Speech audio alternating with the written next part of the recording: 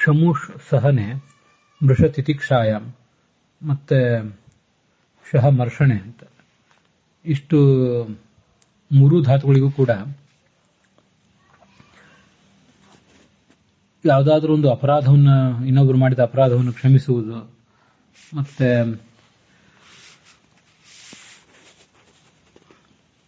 ಸಹಿಸಿಕೊಳ್ಳುವುದು, ಇನ್ನೊಬ್ರು ಮಾಡಿದ್ದನ್ನು ಸಹಿಸುವುದು ಆಯ್ತು, ಯಾವ್ದಾದ್ರು ಕಷ್ಟವನ್ನು ಸಹಿಸುವುದು, ಹೀಗೆಲ್ಲ ಅರ್ಥದಲ್ಲಿ ಕೂಡ ಅದಕ್ಕೆ ಪ್ರಯೋಗಗಳು ಕಾಣಿಸ್ತವೆ. ಅದಕ್ಕೆ ಈ ಸಹಿಸುವುದಕ್ಕೆ, ಕಷ್ಟವನ್ನು ಸಹಿಸುವುದಕ್ಕೆ ಮೊದಲಾದದಕ್ಕೆ ಇಂಗ್ಲಿಷ್ನಲ್ಲಿ ಅದ್ರ ವ್ಯತ್ಯಾಸವನ್ನು ಸ್ವಲ್ಪ ಹೇಳಿದ್ರೆ ನಮಗೆ ಅನುಕೂಲ ಆಗ್ತದೆ ಅಂತ ತಿಳ್ಕೊಂಡು ಅದನ್ನು ಹೇಳ್ತಿದ್ದೇನೆ ಅಷ್ಟೇ. ಟು ಟಾಲರೇಟ್ ಸಹಿಸುವುದು, ಕಷ್ಟ ಮೊದಲಾದನ್ನು ಸಹಿಸುವುದು, ಎಂಡ್ಯೂರ್ ಅಂತಲೂ ಅಂತಾರೆ. ಸಫರ್ ಅನುಭವಿಸುವುದು, ಇದಿಷ್ಟು ಒಂದು ಅರ್ಥಗಳು. ಟು ಫರ್ಗಿವ್ ಅಂದ್ರೆ ಕ್ಷಮಿಸುವುದು, ಇನ್ನೊಬ್ಬರು ಮಾಡಿದ ತಪ್ಪನ್ನು ಕ್ಷಮಿಸುವುದು. ಅಲ್ಲಿ ಇವರಿಗೆ ಕ್ಷಮಿಸುವವರಿಗೆ ಅದರಿಂದ ನೋವಾಗಿದೆಯೋ ಇಲ್ಲೋ ಅನ್ನೋ ವಿಷಯ ಬೇರೆ. ಅಂತೂ ಫರ್ಗಿವ್ ಅಂದ್ರೆ ಕ್ಷಮಿಸುವುದು, ಟಾಲರೇಟ್ ಅಥವಾ ಎಂಡ್ಯೂರ್ ಅಂದ್ರೆ ಸಹಿಸುವುದು. ಇವೆರಡೂ ಅರ್ಥಗಳು ಕೂಡ ಕ್ಷಮುಷ್ ಸಹನೆ ಧಾತುವಿಗೆ, ಮತ್ತೆ ಮೃಷ ತಿತಿಕ್ಷಾಯಂ ಧಾತುವಿಗೆ, ಮತ್ತೆ ಶಹ ಮರ್ಷಣೆ ಧಾತುವಿಗೆ, ಇವಿಷ್ಟು ಧಾತುಗಳಿಗೂ ಕೂಡ ಬರ್ತವೆ. ಹೀಗೆ ಈ ಮೂರು ಧಾತುಗಳಿಗೂ ಕೂಡ ಎರಡೂ ಅರ್ಥಗಳಿರುವುದರಿಂದ ಅದರಲ್ಲಿ ಹೇಗೆ ಪ್ರಯುಕ್ತ ಆಗಿರ್ತದೆ ಅಂತನ್ನುವುದನ್ನು ಗಮನಿಸಿ. ಯಾವ ಸಂದರ್ಭದಲ್ಲಿ ಈ ಮೂರು ಧಾತುಗಳಲ್ಲಿ ಯಾವ್ದಾದ್ರು ಒಂದು ಧಾತುವನ್ನು ಪ್ರಯೋಗ ಮಾಡಿರ್ತಾರೆ ಅನ್ನೋದನ್ನು ಗಮನಿಸಿ ಅಲ್ಲಿ ಸಹಿಸುವುದು ಅಂತ ಅರ್ಥ ಹೇಳಬೇಕು ಅಥವಾ ಕ್ಷಮಿಸುವುದು ಅಂತ ಅರ್ಥ ಹೇಳಬೇಕು ಅಂತ ನಾವು ತೀರ್ಮಾನ ಮಾಡಬೇಕಾಗ್ತದೆ. ಮಹಾಭಾರತದಲ್ಲಿ ಉದ್ಯೋಗ ಪರ್ವದಲ್ಲಿ 64ನೇ ಅಧ್ಯಾಯ, ವೈಷ್ಣವ ಪಾಠ, ಟಿ ಆರ್ ಕೃಷ್ಣಾಚಾರ್ಯರ ಪಾಠ ಮತ್ತೆ ಉತ್ತರ ಭಾರತದ ಪಾಠ ಎಲ್ಲ ಕಡೆನೂ ಕೂಡ ಅದು 64ನೇ ಅಧ್ಯಾಯ. ಶ್ಲೋಕ ಸಂಖ್ಯೆ ಕೆಲವು ಕಡೆ 55, ಕೆಲವು ಕಡೆ 25 ಹೀಗೆಲ್ಲ ಇದೆ. ವಿದುರ ಧೃತರಾಷ್ಟ್ರನಿಗೆ ಸಂಧಿ ಮಾಡಿಕೊಳ್ಳುವಂತ ಸಹ ಒಂದು ಉಪದೇಶ ಮಾಡ್ತಿದ್ದಾನೆ, ಸಲಹೆ ಕೊಡ್ತಾ ಇದ್ದಾನೆ. ಯಾಕೆಂದ್ರೆ ಪಾಂಡವರು ಅದರಲ್ಲಿ ಅರ್ಜುನನ ಬಗ್ಗೆ ಹೇಳ್ತಾನೆ, ನೀವು ಕೊಟ್ಟಿರುವಂತಹ ಎಲ್ಲಾ ಕಷ್ಟಗಳನ್ನು ಕೂಡ ಸಹಿಸಿಕೊಂಡಿದ್ದಾನೆ, ನೀನು ನಿನ್ನ ಮಕ್ಕಳು ಆತನಿಗೆ ಮಾಡಿದ ಅಪಚಾರವನ್ನೆಲ್ಲ ಸಹಿಸಿಕೊಂಡಿದ್ದಾನೆ. ಪ್ರತೀಕ್ಷಮಾಣ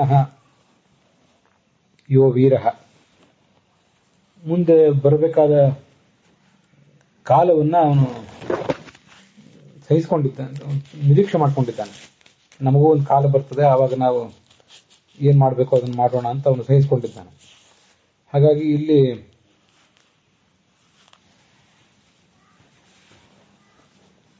ಕ್ಷಮತೆ ಅಂದ್ರೆ ಸಹಿಸಿಕೊಂಡಿದ್ದಾನೆ.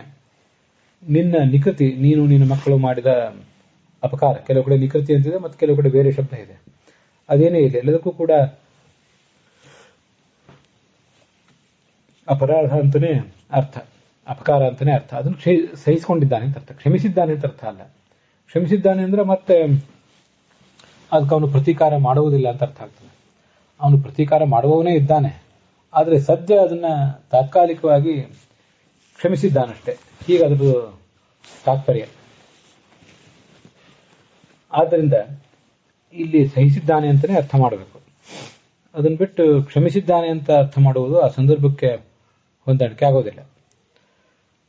ಕಷ್ಟಗಳನ್ನ ಸಹಿಸ್ಕೋಬೇಕು, ಟಾಲರೇಟ್ ಮಾಡ್ಕೋಬೇಕು. ಇನ್ನೊಬ್ಬರ ತಪ್ಪುಗಳನ್ನ ಫರ್ಗಿವ್ ಮಾಡಬೇಕು, ಕ್ಷಮಿಸಬೇಕು.